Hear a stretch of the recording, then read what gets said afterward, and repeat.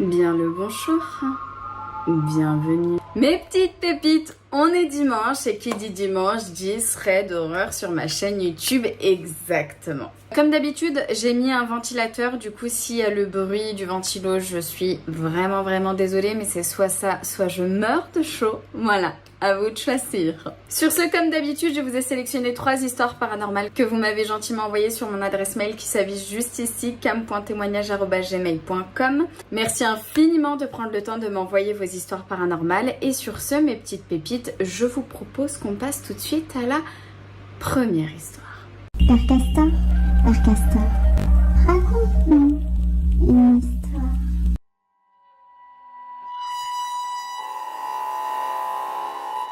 Bien le bonjour Cam, j'espère que tout d'abord tu vas bien. Je vais bien, merci beaucoup. Je m'appelle Laurane, j'ai 20 ans et j'ai toujours été très intéressée par tout ce qui touche au paranormal. Ma famille étant très à l'aise avec ce sujet, voire réceptive.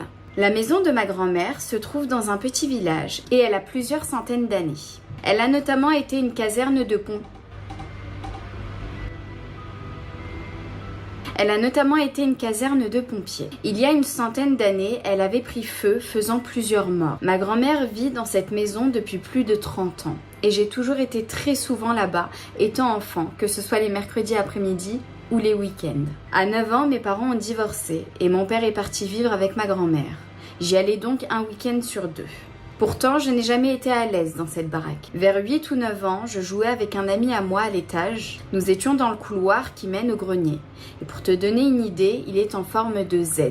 Une partie du couloir n'a donc pas vraiment de lumière. Nous sommes en pleine journée et tout à coup, nous voyons sur le mur en face de nous une ombre humaine. Premier réflexe, savoir à qui elle appartient. À moi, à mon ami, nous bougeons chacun notre tour. L'ombre n'est pas la nôtre. Alors qu'on vient tout juste de faire cette conclusion, l'ombre grossit. Ça nous a effrayés, donc nous sommes partis en courant. Depuis ce jour-là, je faisais en sorte d'éviter ce couloir le plus possible. Jusqu'à ce que ma grand-mère ait la merveilleuse idée de faire d'un des cagibis de ce couloir une salle de douche avec WC. Le couloir a donc été totalement rénové. On pourrait alors penser que le couloir serait moins lugubre et que je ne serais plus mal à l'aise. Que nenni. En plus, j'ai appris vers 15 ans que ma grand-mère avait dû faire exorciser la maison quand elle avait emménagé. Mais je n'ai jamais vraiment su pourquoi. Vers mes 16 ou 17 ans, j'avais invité ma meilleure amie de l'époque, qu'on appellera Léa, et un autre ami qu'on appellera Thomas, à venir dormir. Nous étions que tous les 3. Mon père était parti en soirée et ma grand-mère était en vacances. À cette époque-là, nous avions l'habitude de faire des Ouija. On était jeunes et surtout très cons. Désolée, mais oui. Nous décidons d'en faire un dans la cuisine pendant la nuit. La séance n'est pas un succès et nous décidons de monter dans ma chambre à l'étage. Au moment de monter, il faut donc éteindre les lumières du rez-de-chaussée. Et comme nous avons tous peur du noir, on se rue en courant dans les escaliers et on se pousse presque pour ne pas être le dernier à monter. Nous décidons de regarder un film d'horreur. Le film fini, Thomas descend aux toilettes. En remontant, il nous annonce que toutes les lumières du rez-de-chaussée étaient allumées. Personne n'a eu les cojones, bon elle m'écrit autre chose mais moi je vous dis les cojones, de redescendre les éteindre et elles sont restées allumées toute la nuit. Puis il y a 1 ou 2 ans, je dormais seule dans la maison et je dors dans la chambre donnant sur ce fameux couloir. Je me sentais comme observée, mais je n'y prêtais pas plus attention que ça, ayant déjà eu cette sensation dans cette chambre à d'autres moments. Vers 23h, je vais faire pipi, dans les WC qui sont donc dans ce fameux couloir. Je me sens très mal à l'aise, comme si que quelqu'un me regardait. J'essaye d'ignorer la chose et je repars dans ma chambre. Vers minuit, j'ai une nouvelle fois envie d'aller aux toilettes. En ouvrant la porte de la chambre, je me rends compte que les lumières du couloir et de la salle de bain sont allumées. Ça peut arriver d'oublier d'éteindre, sachant que je suis très tête en l'air. Mais je suis pourtant persuadée d'avoir éteint la dernière fois. Je fais mon affaire et cette fois je pense bien à éteindre les lumières. Ayant peur du noir, je pars en courant dans la chambre. Vers 1h30, j'ai encore envie de faire pipi. Dis donc ma chérie, ça il me fait mal la vessie. Je ressors de la chambre et toutes les lumières sont allumées. Là dans ma tête je me dis, mais quelle est donc cette sorcellerie? J'ai pris mon courage à 2 mains, je suis allée aux toilettes et j'ai dit à haute voix, je sais que c'est vous qui avez allumé la lumière. Ça ne me fait pas rire. Alors maintenant, vous arrêtez. Merci. PTDR, je me suis prise pour qui? Elle me fait rire.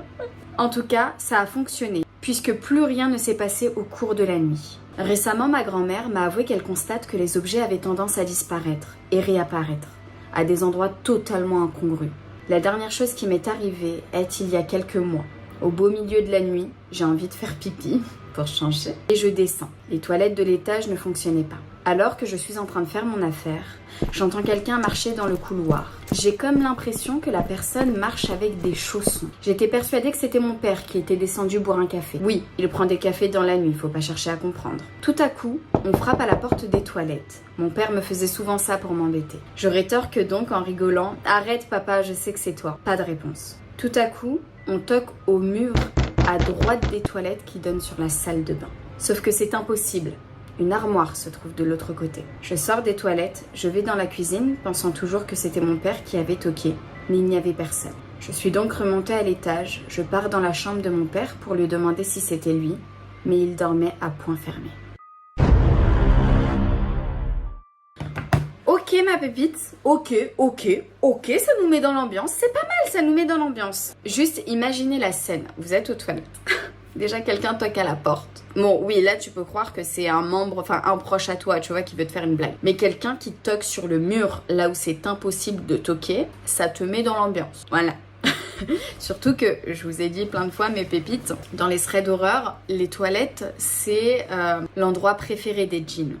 C'est quelque chose de sale, quelque chose de sombre. Et c'est pour ça que ma mère m'a toujours dit ne pleure jamais, jamais, jamais dans les toilettes. Jamais, parce que c'est là où il y a les djinns. Et donc ils se nourrissent de ta tristesse. Ne pleurez jamais aux toilettes, vraiment. Il y a eu plein de morts dans l'ancienne maison de ta grand-mère. Du coup, franchement, c'est pas anodin, tu vois. Après, tu nous as dit également qu'elle avait fait exorciser les lieux. Du coup, normalement, ils sont purifiés. Il reste des petites choses là-bas. Ah, mais non, mais que suis-je bête? Le Ouija. C'est le Ouija. Quelle idée de faire du Ouija. Non, mais je le dis à tous mes threads où on parle de Ouija. Je redis que c'est pas anodin de faire du Ouija. Il faut savoir en faire. Et moi, je déconseille à tout le monde d'en faire. Parce que là, tu touches au monde invisible. Et quand tu commences à t'intéresser de très près comme ça au monde invisible, eux aussi vont commencer à s'intéresser à toi. Et je pense pas que ça puisse te faire plaisir, vraiment. Parce qu'ils sont très malins, ils sont très malicieux. Et ils adorent voir les humains flipper. Ils adorent ça. Eux, ils en rigolent et ça les nourrit en même temps. Donc, voilà mes pépites. Comme d'habitude, dites-moi en commentaire ce que vous en avez pensé. Je vais retirer le pli là de ça parce que ça me stresse. Et on peut passer à la deuxième histoire.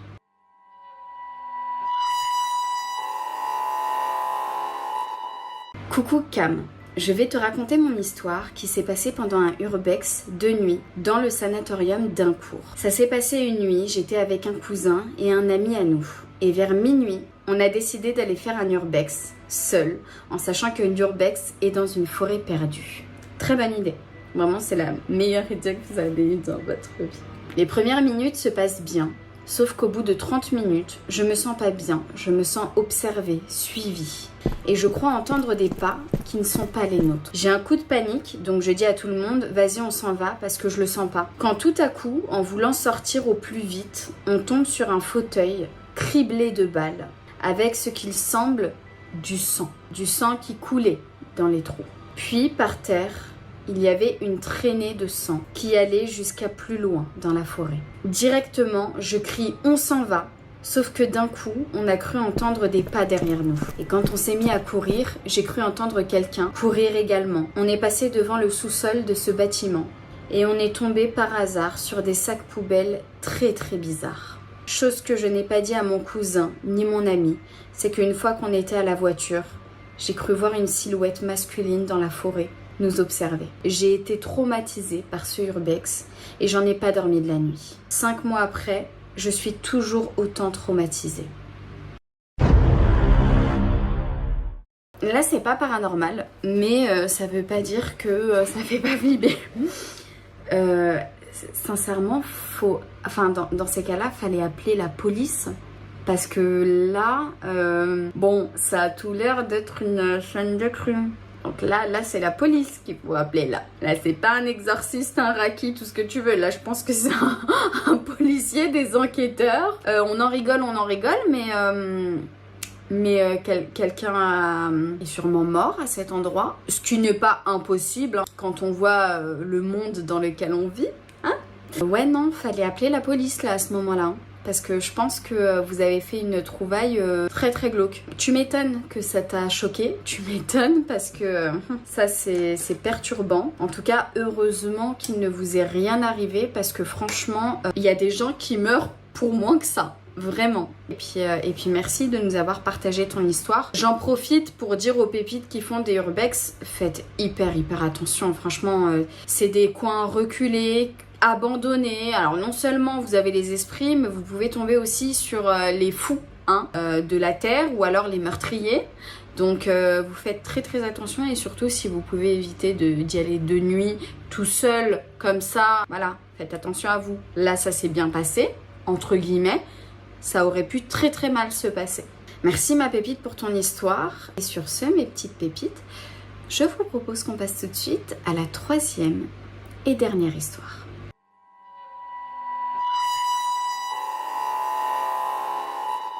Salam Kam, j'espère que tu te portes bien. Je te fais part de mon témoignage. J'avais 19 ans au début des faits. Je venais de rentrer à la fac et à cette époque, je venais de me reconvertir. Mes parents ne l'ayant pas accepté, je suis partie faire mes études dans une ville très loin de chez moi. Du coup, à l'université, je rencontre une fille qu'on appellera Elif. Tout de suite, on accroche beaucoup. Elle vient beaucoup vers moi, elle cherchait à me connaître avec insistance. Mes autres amis me le disaient, mais moi je ne le remarquais pas. Tout commença le jour où j'ai décidé de porter le voile. Elle me félicite et tous les jours elle me dit « Tu as de la chance, j'aimerais tellement le porter ». On parlait beaucoup de religion ensemble et à chaque fois elle disait « Comment ça se fait que tu connais tout ça ? Pourquoi toi tu portes le voile et pas moi ?» C'est bizarre ta pote, hein ? D'une façon assez étrange. Par la suite, elle me complimentait physiquement et quelques heures après, un problème arrive toujours. Par exemple, quand elle me complimentait beaucoup sur mes yeux, juste après, il se mettait à gonfler. Ou un compliment sur mes sourcils et quand le soir je me démaquille, tous mes poils de sourcils tombent avec le bulbe. Quelques semaines plus tard, je décide de m'éloigner car je sens qu'Elif lance trop de mauvaises ondes. Et c'est là que mon cauchemar a commencé. Un jour, je fais ma prière et je commence à sentir une sensation étrange, pesante. Je me sens observée dans le coin de la pièce derrière moi. À chaque fois que je priais, je ressentais cela, jusqu'à ce que désormais, quand je priais, je m'observais comme si que j'étais à la place de la chose qui était dans le coin de la pièce. Et lors du tashaoud, mon cœur commençait à battre tellement fort, mes mains tremblaient et mon souffle se coupait. Je peinais à finir ma prière. Ceci se produisit à chaque prière. C'était horrible. Je n'arrivais pas non plus à lire le Coran. J'étais bloquée. Et subitement je m'endormais. Lorsque je m'endormais, je me voyais dans une pièce fermée, sans porte ni fenêtre, dans laquelle il y avait un incendie et je n'arrivais pas à sortir. Ensuite s'enchaînent des paralysies du sommeil, des bleus sur mon corps, sans raison, et j'étais très faible également. Fatiguée de tous ces événements, je déménage et rentre dans ma ville d'origine. Je pensais que tout ce cauchemar allait s'arrêter, si j'avais su. Tout le reste se passa dans mes rêves. Je fais un premier rêve dans lequel je suis sur un banc en attendant quelqu'un. Je vois un homme assis à côté de moi et la peur me saisit. Dans mon rêve, j'ai le réflexe de dire « A'udhu billahi minash shaitanir rajim ». Ça, c'est une formule pour éloigner le shaitan, si vous voulez. Et aussitôt, l'homme me prend dans les bras. Je vois ses yeux qui sont tout noirs et il me dit « Tu pourras dire cette parole autant que tu veux. Elle ne me fera aucun effet. Je ne partirai pas. » Et lorsque je me suis réveillée, j'avais une trace de main au bras, exactement où l'homme m'avait attrapée dans mon rêve. J'ai essayé de mettre ma main sur cette trace, mais ça ne correspondait pas du tout. C'était une main beaucoup plus grande. Ensuite, j'ai fait un rêve concernant ma meilleure amie. Dans ce rêve, nous sommes en train de marcher la nuit, dans un chemin de campagne, quand soudainement une femme blanche, grande, aux cheveux gris, m'attrape par le cou et m'étrangle, puis me dit « Plus jamais tu ne la verras. Je vais vous séparer toutes les deux. » Et par Allah, ma meilleure amie est décédée quelques semaines après. Et un jour me vint le rêve que je nomme révélateur. Dans ce rêve, j'assistais à une assise religieuse et je suis accompagnée d'amis. Lorsque nous sortons, mon ami me regarde et me dit « Tu n'as pas mis ton voile ?» Et je cours chercher mon voile le met. Puis une fille se met à nous suivre. Je sens que la personne qui nous suit est malfaisante. Alors je commence à dire A'udhu billahi minash shaitanir rajim.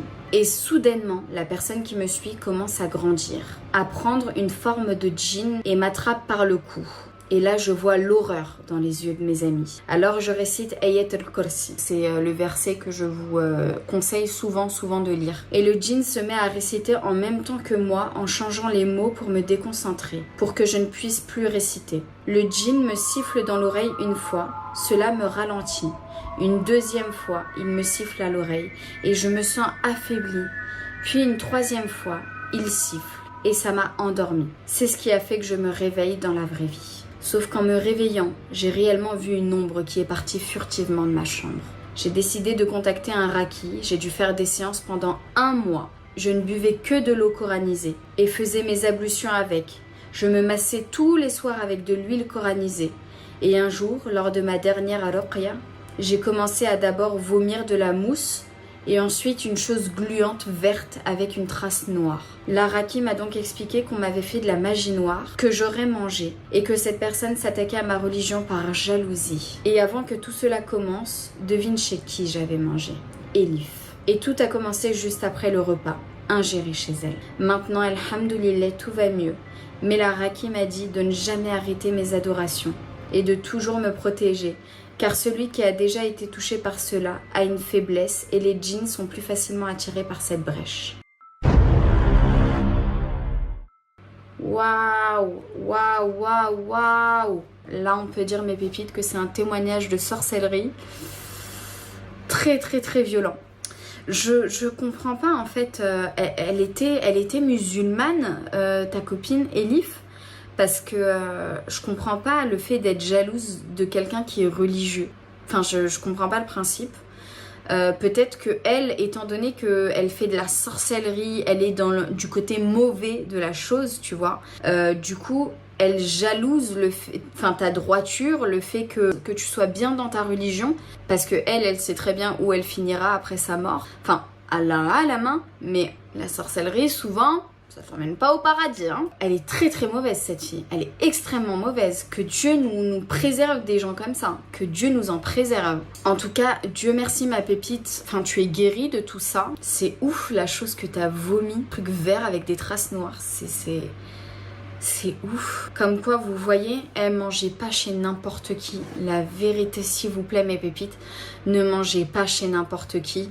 Je sais pas si je vous ai déjà raconté cette anecdote, mais justement, cette histoire me fait penser à cette anecdote. Un jour, je bossais chez Sephora et une collègue, en fait, insistait pour que je mange quelque chose. Vraiment, elle insistait, c'était quelque chose qu'elle avait ramené. Et moi, je me méfie trop des trucs comme ça. C'était une collègue que je connaissais pas de ouf et je m'entendais pas forcément de ouf avec elle, mais elle insistait de ouf pour que je mange ce qu'elle avait ramené, tu vois. Il me semble que c'était un gâteau ou et sur ma vie, elle a tellement insisté, genre elle m'a dit t'as mangé, je t'ai mis ta part de côté, t'as mangé, c'était ta pause déj, tu l'as mangé, mais j'ai vu que t'avais pas mangé ta part, pourquoi? Et moi j'étais là, mais j'ai pas très faim, je la laisse pour tout à l'heure. Vous savez quoi? Elle me l'a carrément ramené sur le comptoir de la caisse. Pendant que je bossais, elle me l'a ramené sur le comptoir de la caisse et elle m'a dit maintenant tu le goûtes. Attends, je l'ai ramené tu le goûtes maintenant. Et je vous jure mes pépites, j'aurais eu honte généralement, mais en fait elle a trop insisté que du coup je sais pas, je savais que c'était mauvais en fait. Et donc j'ai dit non vraiment j'en veux pas, je fais la connasse. Ouais, je fais la connasse. Mais en même temps c'était pour me protéger, j'ai dit non vraiment j'en veux pas. Et j'ai poussé l'assiette comme ça. Elle l'a super mal pris etc, je m'en tape. Chelou elle. En tout cas, mes pépites, je vous en supplie, protégez-vous. Ne mangez pas des gâteaux qui viennent de personnes que vous ne connaissez pas, dont vous n'avez pas confiance. Vraiment, ne mangez jamais des trucs comme ça. Faites attention à vous et si vous vous sentez mal, vous vous sentez pas comme d'habitude, vous vous sentez observé. Et là, ce que tu as dit, ma pépite, dans ton histoire, le fait que tu sens quelque chose dans le coin de la pièce, ça me fait rappeler à mon histoire. Et le fait également que tu te vois dans les yeux de la chose également, ça me fait penser à mon histoire. Et toutes les deux, on a été atteintes de... Enfin, moi, on m'a dit que c'était l'héroïne, mais Bon, après, c'est lui qui a dit ça, tu vois, il s'y connaît mieux que moi, mais moi j'avais l'impression que c'était quelqu'un qui m'avait fait de la sorcellerie. Donc, tu vois, c'est peut-être des petits trucs qui font que quand on est ensorcelé, il se passe ça. Dès qu'il vous arrive ça, dès que vous sentez quelque chose comme ça, faites appel à un Raki tout de suite à la mosquée de votre ville, vous appelez Raki et vous vous purifiez. Et vous buvez de l'eau coranisée, c'est très très bien. Ayatul Kursi tout le temps, le matin quand vous vous levez, le soir quand vous allez vous endormir. Il faut se protéger, et qu'Allah nous protège et nous éloigne de ces personnes mauvaises, de ces vipères mauvaises. Dites Amin. Sur ce, voilà mes petites pépites, j'espère que ce thread d'horreur vous a plu. N'hésitez pas à me dire l'histoire qui vous a le plus choqué en commentaire. Bien évidemment à vous abonner, à liker la vidéo, ça vous connaissez la chanson. Sur ce, moi je vous embrasse très très fort, je vous dis soit à mercredi pour une vidéo random, sûrement le crash test de la nouvelle collection Martin Cosmetics, ou alors à dimanche prochain pour un autre thread d'horreur. Je vous embrasse très fort et surtout, ne regarde pas derrière toi.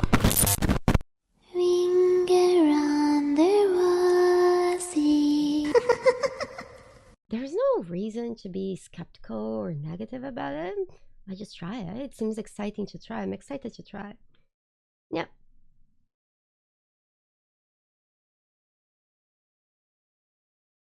Time will most likely lock and open opportunities. Yeah, I feel like it's the kind of game that you're definitely not supposed to get everything out of it in the first playthrough. And I hope that is the case, you know, because I find that a lot of games, they try to maximize for one playthrough only, because that's what most people have the time to.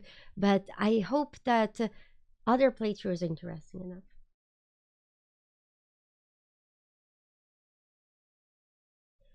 You're not a fan of time frame thing if it locks you out of quests? Angizilla, I feel like what locks you out of quests mostly is like who you decide to assign with, but the game always visually tells